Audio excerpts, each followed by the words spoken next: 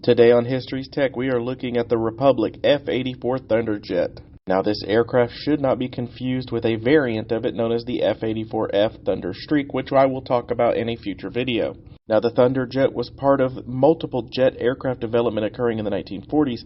However, it originally started off as an upgrade to an existing propeller-driven aircraft, but went on to be an independent jet aircraft flying with 14 countries and more than 7,000 airframes produced, including being the first jet for the U.S. Air Force's Thunderbirds. Let's go ahead and look at the origins of the F-84 Thunderjet. Now, the Thunderjet was actually the brainchild of this man, Alexander Kartveli. Kartveli was a Georgian-born aeronautical engineer who helped develop multiple aircraft in his lifetime, including the P-47 Thunderbolt, the F-84 Thunderjet, its variant the F-84F Thunderstreak, the F-105 Thunderchief, and he even had his hand in the development of the A-10 Thunderbolt II, also known as the Warthog. Now, the F-84 Thunderjet was actually born out of a plan to improve the P-47 Thunderbolt.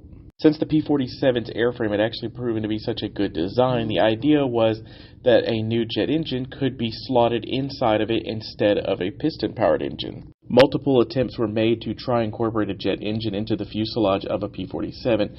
However, in the end, it was proved to be futile due to the large cross-section of the fuselage of the Thunderbolt. Instead, Kartveli and his team decided to come up with a much thinner aircraft that could house a turbojet engine in it easier. After multiple redesigns, the newly christened Republic Model AP-23 received 3 prototype orders from the government, being designated the XP-84. It is at this time the aircraft will receive its name, the Thunderjet, continuing the tradition of the name given to the P-47 as the Thunderbolt, and incorporating the fact that it was now a jet-propelled aircraft.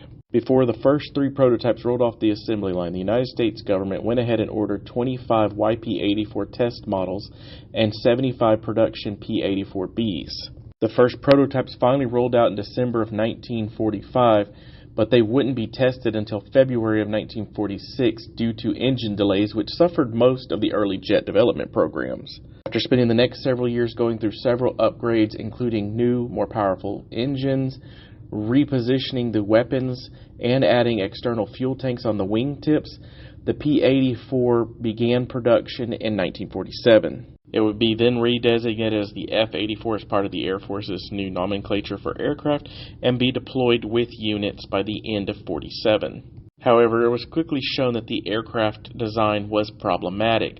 Being a straight-wing aircraft, it was shown that it had multiple issues, including skin wrinkling and stress fatigue on the aircraft if it exceeded 0.8 Mach. The B, C, and D variants of the aircraft would not last long, with all of them being phased out by 1952 and replaced by the F-84E model, the first fully capable and effective variant of the F-84.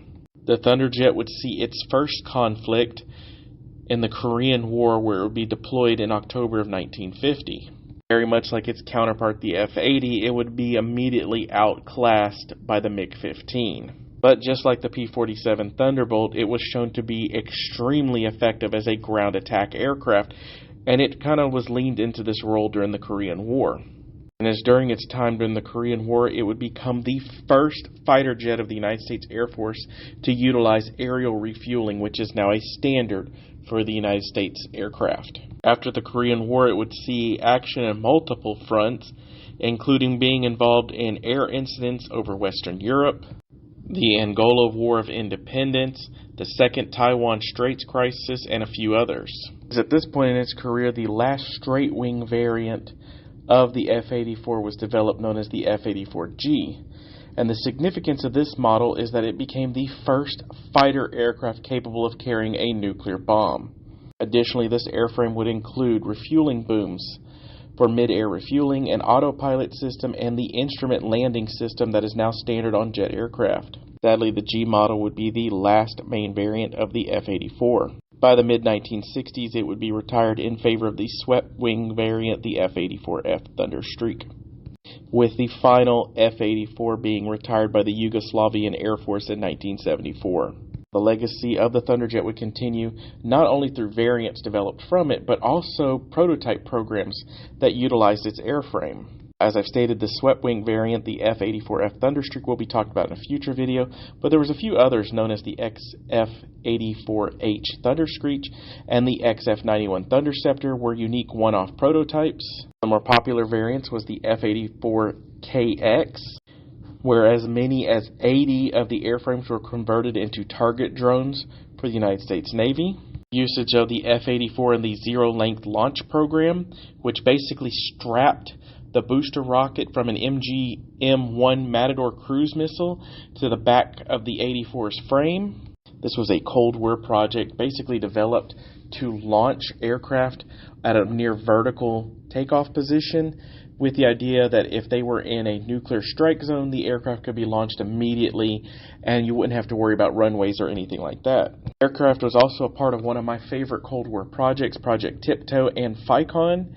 Project Tiptoe was the idea of launching an aircraft such as the B-29 with a pair of fighter escorts that would be mated to the tips of the wings. And Project FICON was part of the Parasite fighter program, in which a fighter aircraft would be attached to the belly of a bomber as an escort aircraft. If you'd like to know more about these programs, I have talked about them in my videos about the B-29 and B-36. And of course, the most famous variant is the F-84F Thunderstreak, which I will talk about in a future video. Now, the legacy of this aircraft lives on. As I've stated before, this was the first aircraft of the United States Air Force's Air Demonstration Team, also known as the Thunderbirds.